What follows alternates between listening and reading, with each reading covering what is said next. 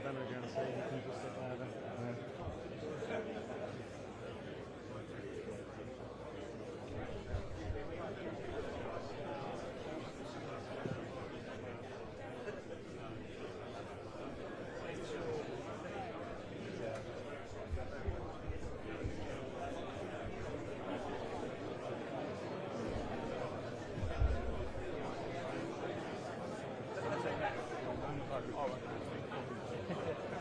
Definitely do want to know about it.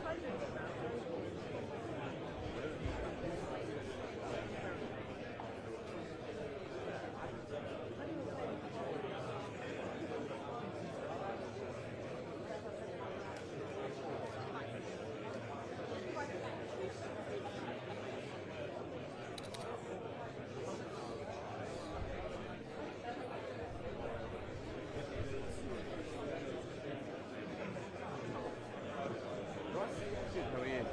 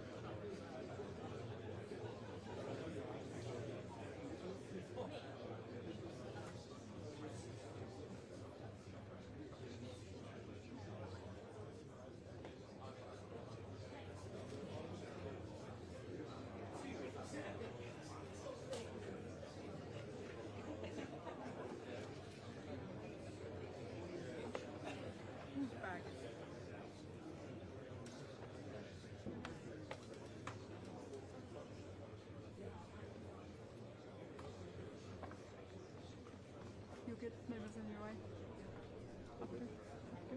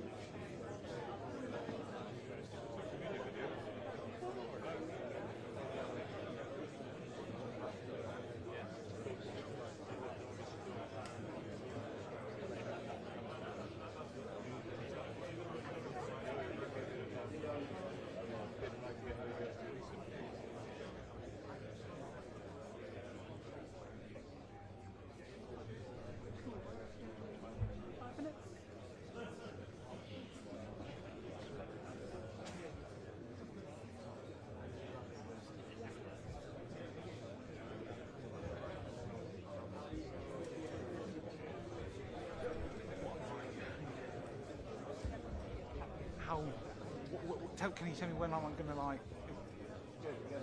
Yeah. Right. I was going to roll over that. You're going to have to be properly crouched. I will be, yeah. Yeah. I'm not just going to stand here. They could be taking that.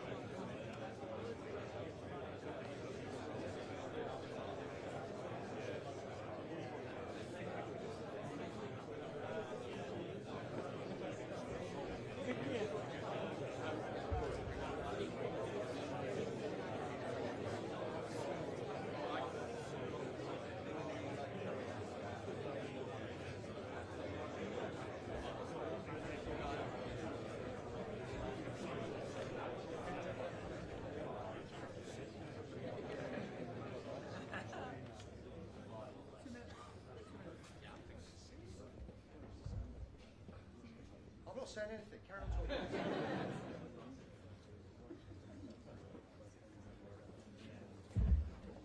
Nothing favours me at this point.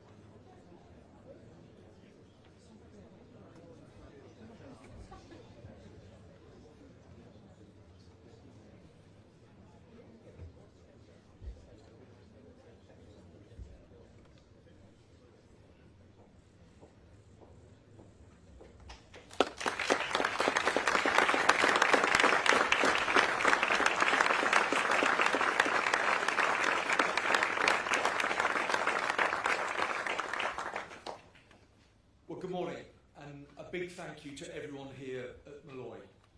This company represents a commitment to engineering brilliance that is the hallmark of our defence industrial base. What you do here keeps our armed forces strong. It keeps Ukraine strong. And thank you to all our service personnel who are with us today. Being in the company again of those who step forward to serve is a great privilege of this job. Now, there's been no shortage of column inches or speculation dedicated to this document. But we shouldn't lose sight of what the Defence Investment Plan is truly about.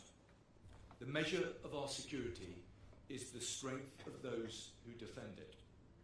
The central purpose of this plan is to get the kit and technology that our armed forces need so they can fight and deter now and in the years ahead. Credit goes to the Prime Minister, and not only for getting us here today. On matters of national security, I've seen him make tough decisions, and always with conviction and assurance. Under his leadership, Britain has proved itself a reliable partner and a trusted ally. With our help, Ukraine's forces are still in the fight and fighting with determination and momentum. We were first out of the door to support a peace deal in Ukraine, same again to reopen the Strait of Hormuz.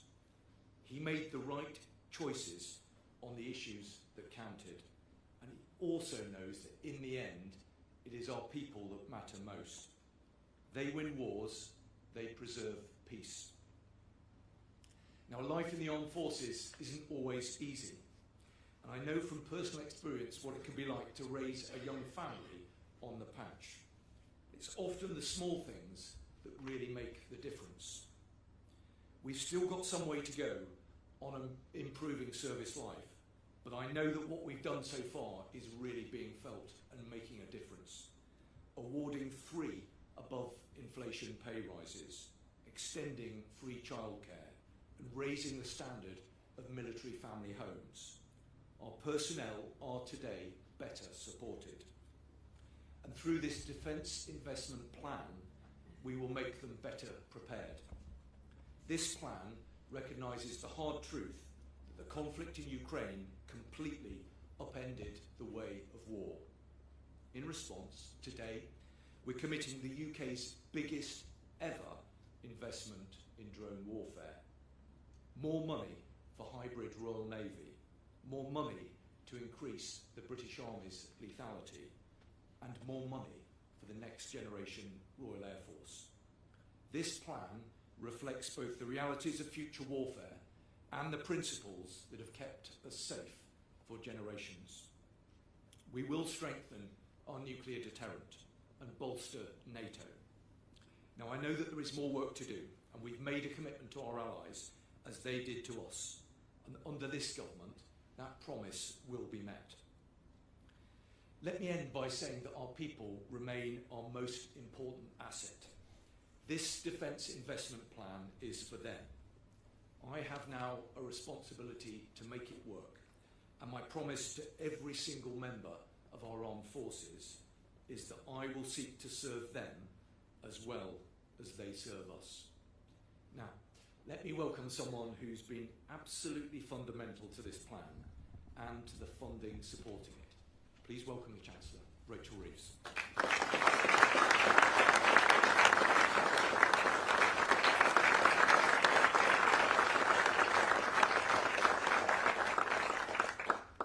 Hello everybody, and it's a real honour to be here today.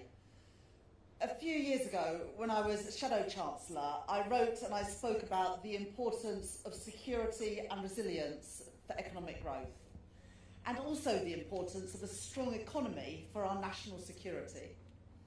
It's an approach that I called Securonomics. That idea has become increasingly real and valid in my 2 years as Chancellor. Last year, I made the decision in the national interest to reprioritise aid spending towards defence and achieve the biggest uplift in defence spending since the end of the Cold War. That was the right choice because the world has changed. National security, is economic security. Today, we uplift defence spending further. An additional £15 billion worth of funding by, again, reprioritising spending across government. Last week, I was in Gdansk for the Ukraine Recovery Conference, and in Kyiv, meeting the Ukraine Defence and Finance Ministers, and innovative Ukrainian and UK businesses. I saw the amazing resilience and bravery of the Ukrainian people in the face of Russian aggression. I was humbled by their spirit and their stories. And I was reminded of why the work that we're doing today is so important. Because defence and readiness, for now, are not remote contingencies. They're not faraway possibilities. They are an immediate and pressing requirement. And by defending ourselves, we defend our allies and we defend our values. Our NATO partners, our Ukrainian allies, and our European allies. I want to pay tribute to the Defence Secretary for all the work that he's done in just a few weeks to deliver today's Defence Investment Plan, and also to the Chief of the Defence Staff. They are prioritising the needs and fulfilling the responsibility of our country. I also want to recognise, Keir, how important you have been to this work right from the beginning. You'll hear from the Prime Minister in a moment. The defence of our country in an age of insecurity has been a defining pillar of his leadership, and his absolute moral clarity in the face of the threats that we face as a nation will go down as part of his legacy. So it is my honour to introduce my friend, our Prime Minister, Keir Starmer.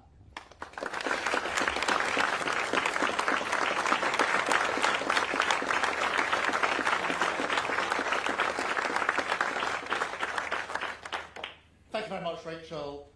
Thank you, Dan, and welcome to everybody here this morning. It's very good to see you, and particularly to see the representatives from our armed services here in the audience. And can I, through you, thank all of those who serve our country and have served our country. Let me say, standing here, it is really inspiring to see the work that you do here at Malloy, building capabilities like this workhorse drone that's being used in Ukraine, and this incredible heavy lift. I think that's the biggest drone I've seen, the heavy lift capability, which will soon be deployed to Ukraine. That gives you just a glimpse and a sense of what's going on the front line in Ukraine, which is so important. So thank you for all the work that's being done here, for the part that you are playing, together obviously with brilliant companies right across the United Kingdom, in defence of our nation. And that is what I'm here to talk to you about today. And the first place I wanted to start is by saying this, that as Prime Minister, you get to meet people from all walks of life, up and down the United Kingdom. And I know how worried they are about the state of our world. They see the wars in Ukraine and in the Middle East impacting on our stability, driving up the cost of living. And they're feeling tired of being at the mercy of events beyond our shores. We see countries that are arming and tensions that are rising, a more dangerous and volatile world than at any time for decades. We see the horrendous human toll of these conflicts, which cuts across our values of justice and sovereignty, and that simple British impulse that bullies and dictators cannot be allowed to push people around. We also know that these threats are not remote. We see foreign states targeting our nation as well. Thugs hired by foreign powers conducting violence, vandalism and arson on our streets. Disinformation aimed at sowing division and stoking disorder, spreading lies and undermining our democracy. Russian ships targeting the underwater cables that carry the data on which modern life depends. We also see on the battlefield in Ukraine that the very nature of conflict is changing before our eyes. Despite having a limited navy, limited traditional air power, and limited armour, Ukrainian forces have destroyed the Black Sea Fleet. They've struck deep into Russian territory and stopped the advance of one of the biggest armies in the world. Now, they've done that through sheer courage, yes, but also by embracing technology. They've integrated drones into their fighting like never before, understanding that the ability to innovate and produce at speed and at scale is more vital than ever to military power, and that AI will accelerate this transformation even further. Against that background, NATO is more vital than ever. Yes, we recognise that things have changed here too. While the US remains our key ally, I have been clear that in order to sustain NATO, the most successful military alliance the world has ever seen, European nations must take more primary responsibility for their own defence. These are the changes and the challenges which have defined my premiership and that will continue to shape our times. And look, my view has been the same since day one. We must stand more firmly on our own 2 feet. We must do what it takes to meet this new world head on, to keep our country safe and seize the opportunities that come from investing in our sovereign strength. That is what we're doing. That's why we have reversed at last the corrosive hollowing out of our armed forces. And it's why we're transforming a defence programme that, frankly, for too long has been underfunded and unsuited to the threats that we face.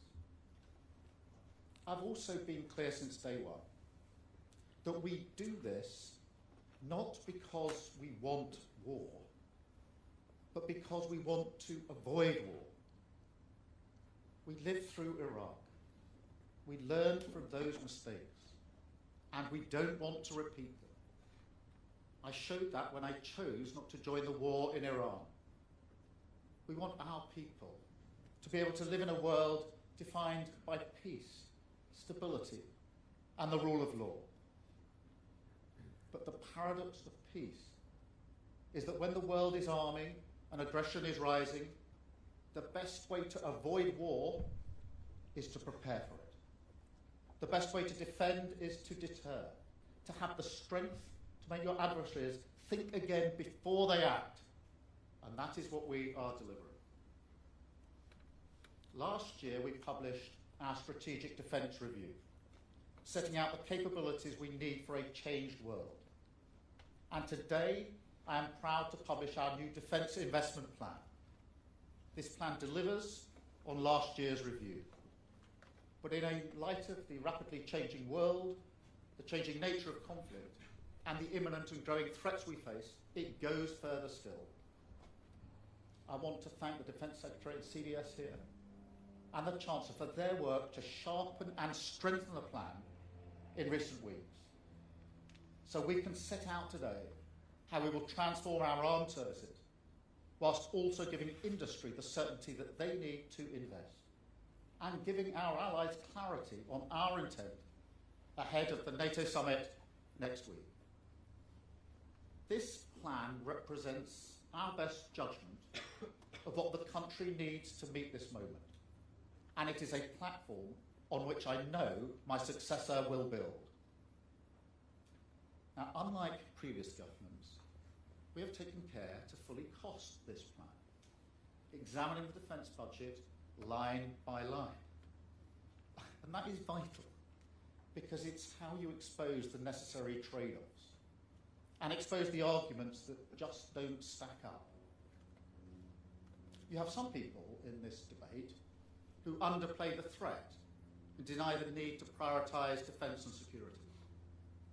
You also have those who say you can fund defence without making sacrifices in other areas of capital spending. And you have those arguing that we can just raise borrowing, put it all on the never never.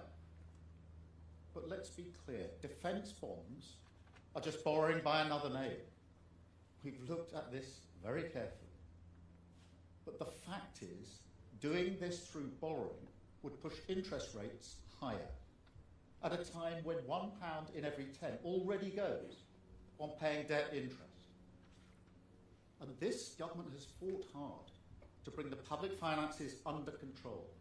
And it has paid off, helping to bring inflation and mortgage rates down. We should not sacrifice that now.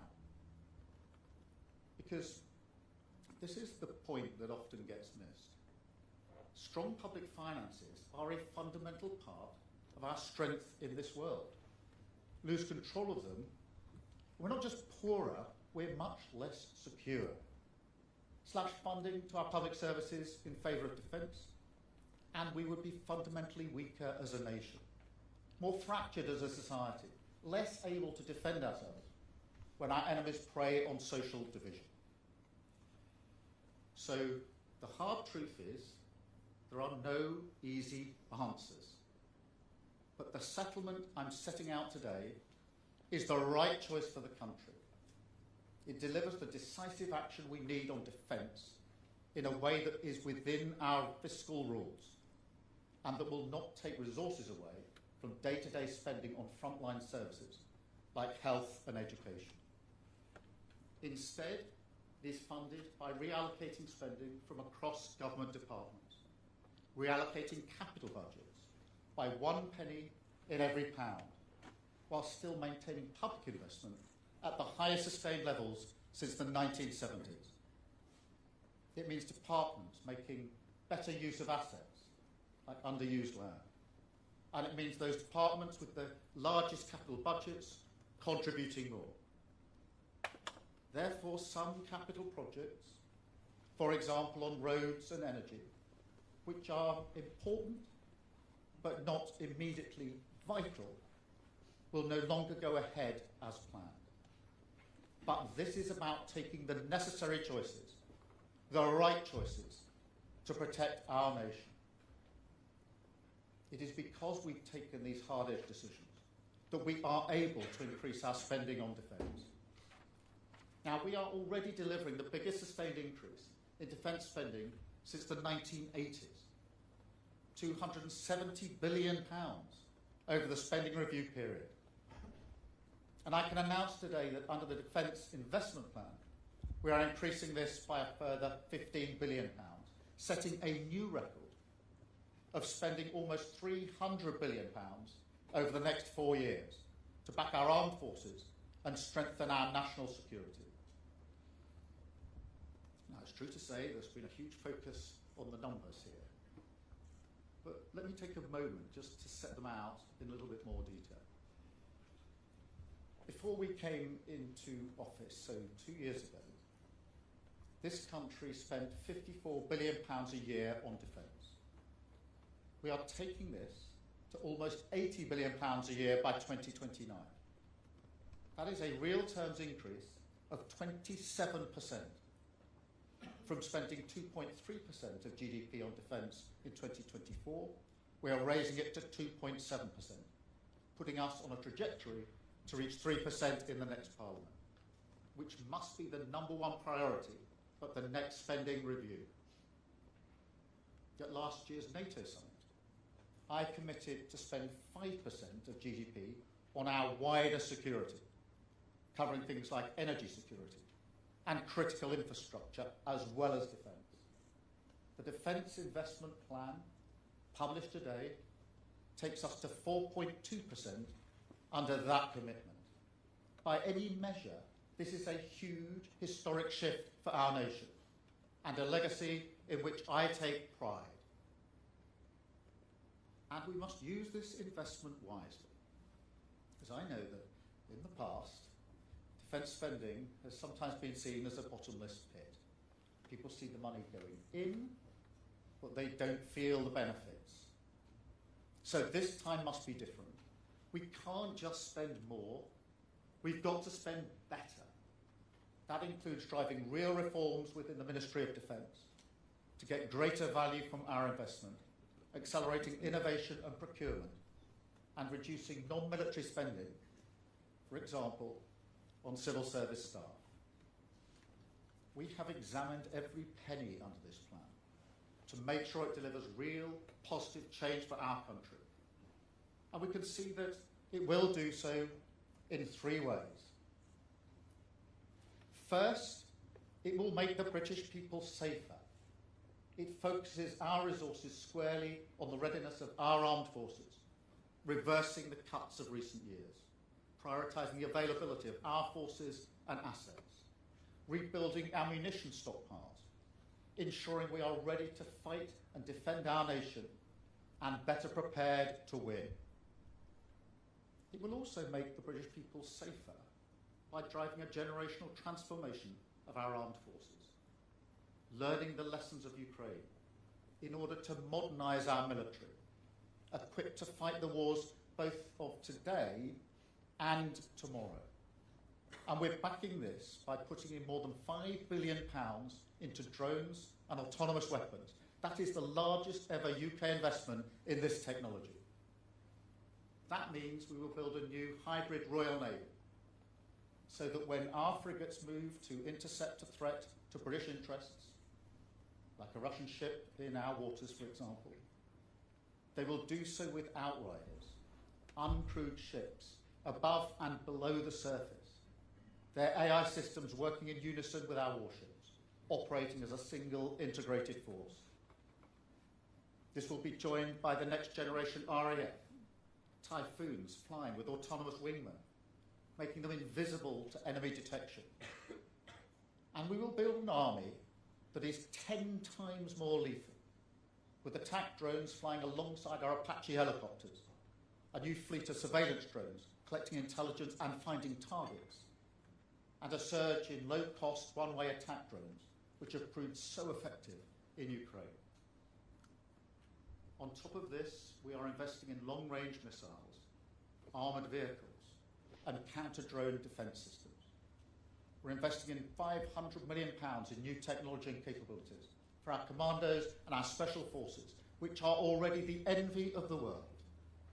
And we're investing £115 million to raise our defences against the threats of AI. This is about harnessing cutting-edge technology on every front to multiply our strength and defend our nation. Second, this plan will benefit the British people because it uses defence spending to strengthen our economy, creating almost 60,000 jobs. Now, our motto here is back British, with every pound spent wherever possible on backing British workers, businesses and innovators, delivering a defence dividend which brings SMEs and startups into the defence supply chain and pays off in every region and every community. And the fact is, defence jobs are different.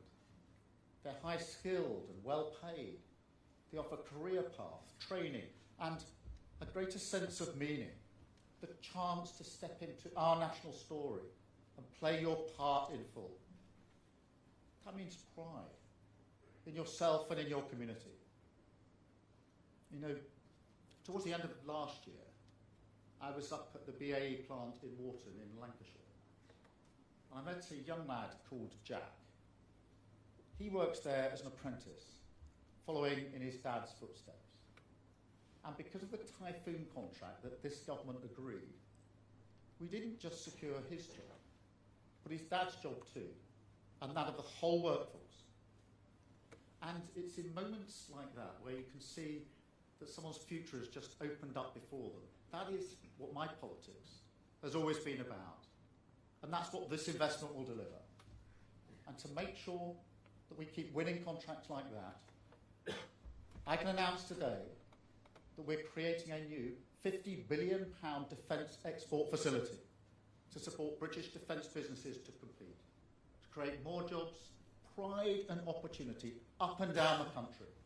That is the largest expansion of UK export finance support in its 100-year history, and a once-in-a-generation boost to the British defence industry. Third, this plan will benefit our nation because it enables us to strengthen our international leadership and build a more European NATO. Now, this is not to the exclusion of the US, but to strengthen the transatlantic alliance which keeps our country safe. This demands a decisive strengthening of European capabilities. That is why we're developing deep precision strike weapons with Germany. It's why we're building frigates with Norway to hunt Russian submarines when they come near our waters. And it's why we're going further on the Defence Investment Plan, allocating £400 million for the UK's contribution to the multilateral defence mechanism to finance and procure defence equipment with our allies and support a path to achieving our NATO spending targets. Moreover, we are renewing our commitment to build Tempest fighter jets with an £8.6 billion investment under the Global Combat Air Programme with Italy and Japan. Now, this is about developing sixth-generation stealth fighters that will secure our skies for decades to come and rebuild the foundation of a sovereign British aircraft industry.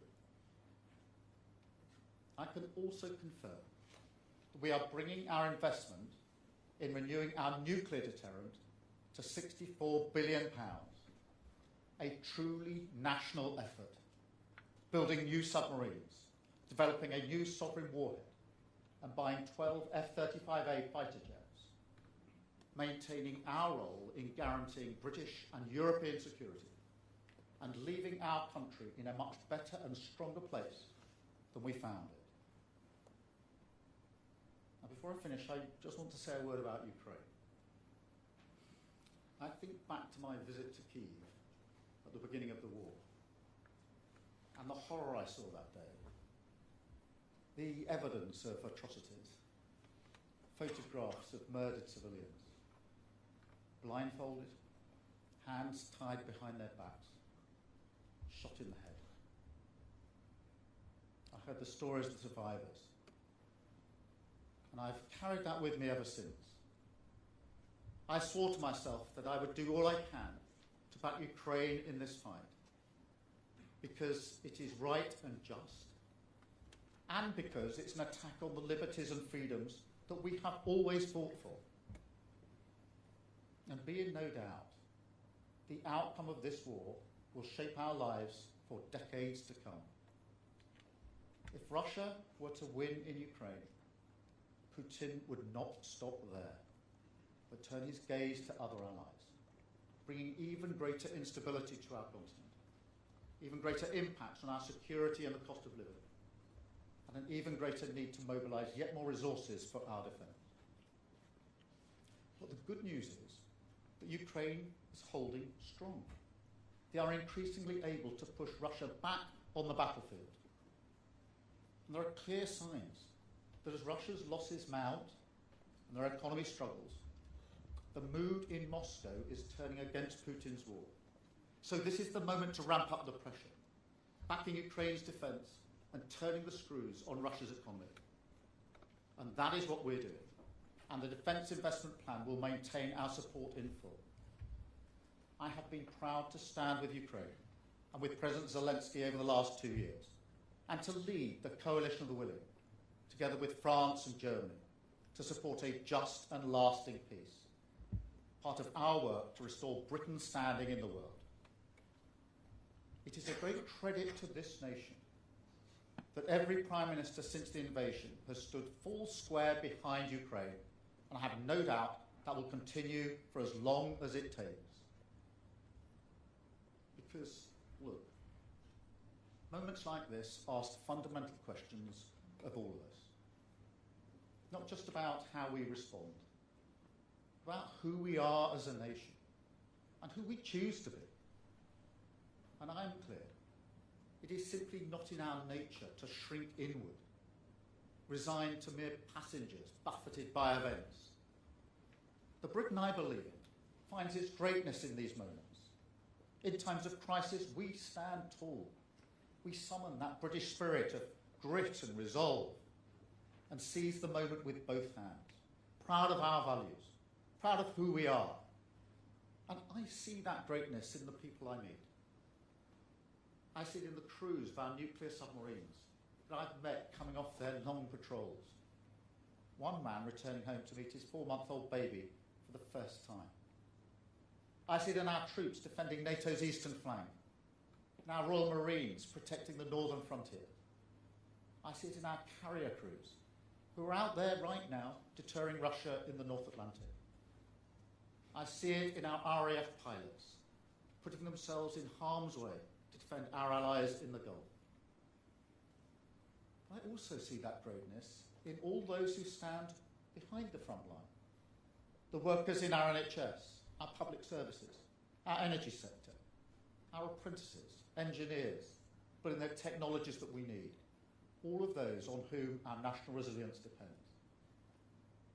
That's why I know we will continue to rise to this moment, not just to weather the coming storms, but to use this moment to reach towards a better future, the stronger, fairer country that the British people deserve, that I have sought to build. And this plan is a decisive step on that journey. Thank you very much indeed. Thank you.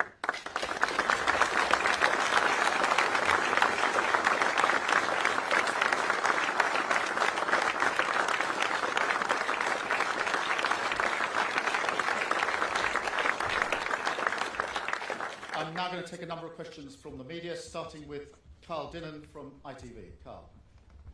Thank you, Prime Minister. Carl Dinnan from ITV News. You have said in the past that Russia could attack NATO as soon as 2030. Can you, hand on heart, say that this plan has enough in it by 2030 to deter if we can and to fight if we must? Yes, I can. That is because of the increase in defence spending that we put in place, announced last year, already in place, which was the single biggest increase, sustained increase since the 1980s, and the fact that this defence investment plan builds on that. And it's not just the amount of money, it is also the capabilities. We've learnt a lot from Ukraine, actually also from Iran as well, about the capability that is needed in order to confront countries like Russia. That is exactly what's going on in Ukraine. So I am confident in that. I'm also confident because we're working more closely with our European allies on this. One of the arguments I've made repeatedly over the last 2 years is that European countries need to do more. If we're to be persuasive in that argument, and I think we are and can be, UK needs to show a leadership role, to be a trusted ally, a country that is looked upon for leadership. I believe we have built that, and that gives us the ability over the coming years to stand on that platform and work with our allies. That's why I was in Berlin last week with the E5 countries. It's why I'll be in NATO next week at the summit, working with all NATO members, and why I saw the Secretary-General yesterday, where we discussed this very thing. Thank you very much, Carl. Chris Mason from BBC News. Thank you, Prime Minister. Chris Mason at BBC News. One of the authors of the Strategic Defence Review, General Sir Richard Barrons, has said we're not keeping up with our allies and we're certainly not keeping up with our enemies when it comes to defence spending. Is he wrong? Look, what I would point to is this, that we inherited an armed forces that were hollowed out. We have already taken, before today, the decision to put in the biggest sustained increase in defence spending since the 1980s. That's for 45 years, so that gives you a sense of the scale and the urgency that we brought to this in just 2 years. This defence investment plan is now on top of that, a further £15 billion, in particular looking at the capabilities that we need. The Strategic Defence Review was really important.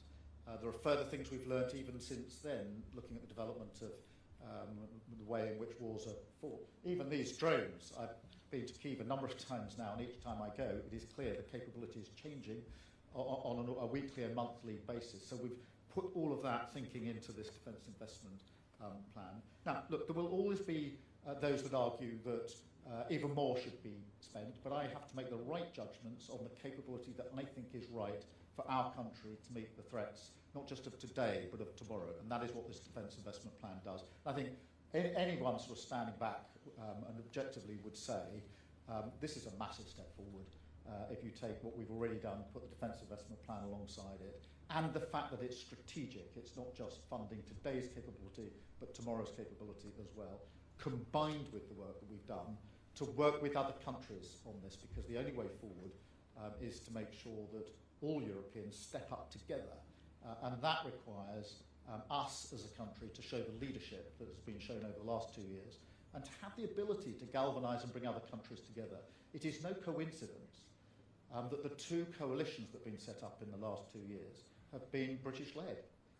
The coalition in Ukraine, which I set up with President Macron, and now Germany is a key leader in it as well. And then the other coalition to deal with the response to the Iran conflict, again, UK leadership alongside French leadership. And across Europe and beyond, other countries are looking to us to show that leadership and that resolve, and that's what we've been able to do. Thank you, Chris. Beth from Sky Sports, Beth Rigby. Sky Sports. I wish it was. Thank you. Sky News, Beth, not Sky Sport, but I'm sure you could do that as well. Maybe one day. Thank you, Prime Minister Beth Rigby. From the beginning of your premiership, you have prioritised Britain's role on the world stage, but your defence plan is a year late. It cost you your defence secretary and has no timetable for meeting the new NATO commitment. By getting it across the line, you have made a start to your legacy on defence. But do you acknowledge that it will be your successor who will need to secure it? And has Andy Burnham given you assurances that he will increase defence funding in the next spending review? Thank you very much. Well, thank you very much, Beth. Let me just put it in this way. I think a test of any Prime Minister is whether they leave the country in a better state than they found it. And if you look at our country, that is undoubtedly a case on the economy, undoubtedly a case on public services, in particular the NHS, but also undoubtedly a case on defence and security and international leadership. We are in a much better state now than we were when we took over 2 years ago. And that isn't just measured in the amount of money we're putting into defence, the record investment that went in as a result of the announcement I made last year, the addition to that today, but also the fact that other countries now look to the United Kingdom as a leader on defence and security. We're the first to be consulted. We are the country that others want to work with, and I'm proud of that. We do leave the country in a better state.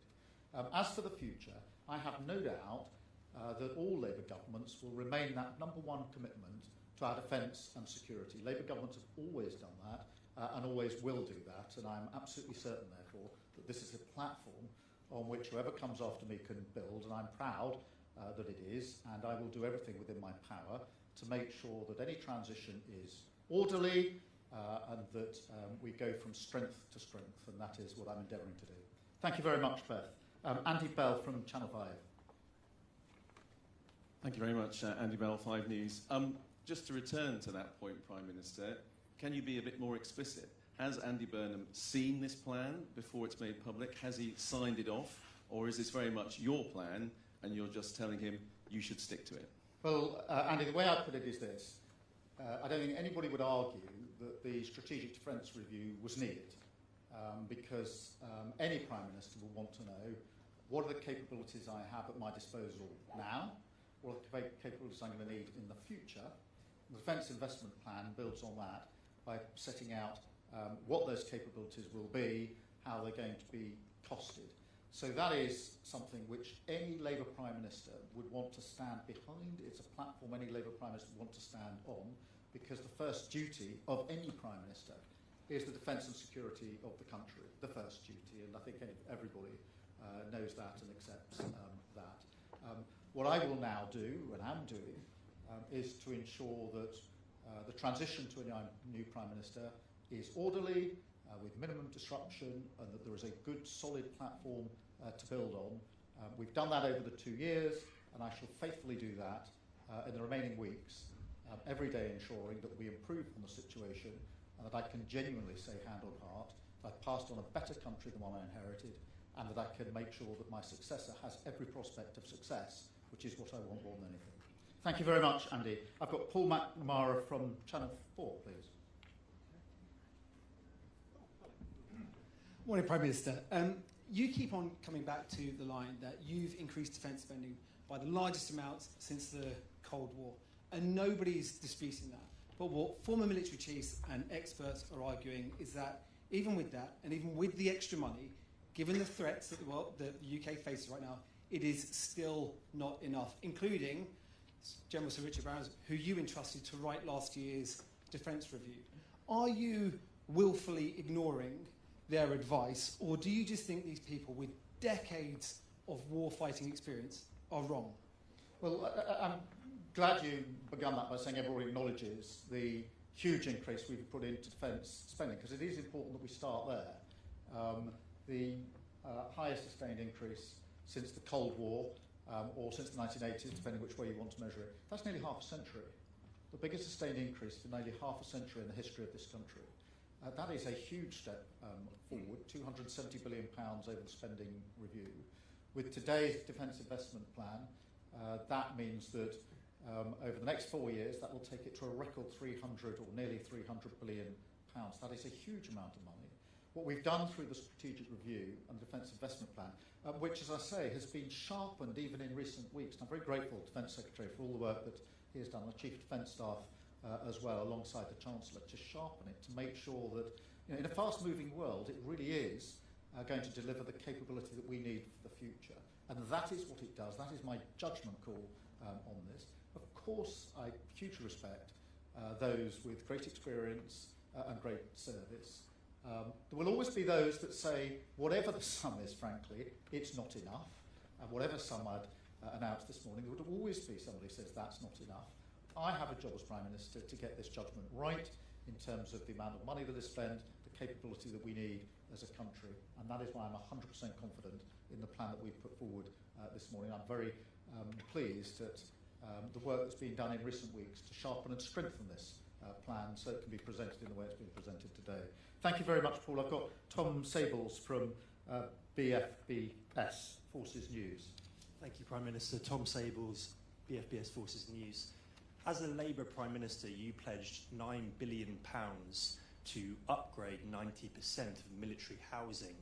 Given that now there's reports that that money is being moved to fund the DIP, what's your message to military personnel living in substandard accommodation after your promises? Yeah, well, thank you very much for that. Firstly, let me start by saying we have put a lot of money into military housing, and I'm proud that we have. It was very important we did that. Alongside that, we have awarded 3 pay awards now, pay increases above inflation. And again, I'm really proud that was the right thing to do, because it affects the morale, retention rates, and reflects the service that is given to this country by those that serve us. We will continue to do that. Of course, I have to balance that against investment in the military capability that we need.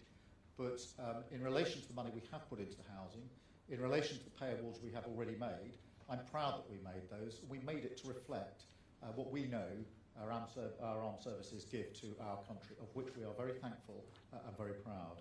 Thank you very much, Tom. I've got Sophie Huskerton from the Daily Mirror. Sophie.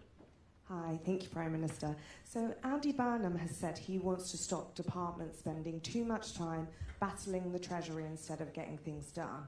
The delay of your defence investment plan seemed like there was a bit of battling between the MOD and the Treasury. So what's your advice on Andy Burnham on this? Well, let me just say a word or two about the Treasury and about this Chancellor, if I may. Because we inherited an economy that was broken. And there's no doubting that. Nobody argues about that. And this Chancellor put it on a stable footing. And you saw that in the figures earlier this year that were set out in the spring statement. They spoke for themselves. And you can see it every day, because what I see and what the Chancellor sees are the numbers that give us an indication of the impact of the conflict in Iran and the closure of the Strait of Hormuz on our country. The impact on our country, and less than it otherwise would have been, because our economy is stabilised. Look at the inflation rates across Europe. Look at our growth projected rates across Europe. So that is the work that this Chancellor has done, and I'm very proud of Rachel in relation to that, to have stabilised our economy in 2 short years after what we picked up means that I can depart the stage, because it's the end of my journey, it's not the end of anybody else's, but I depart knowing that we have left this country in a better state than we got it. Are there wranglings between departments and the Treasury? Yes, of course there are, always have been, always will be, because at the end of the day, the Prime Minister and the Chancellor have to look at the overall judgments for the government, the overall affordability, and prioritise between different things.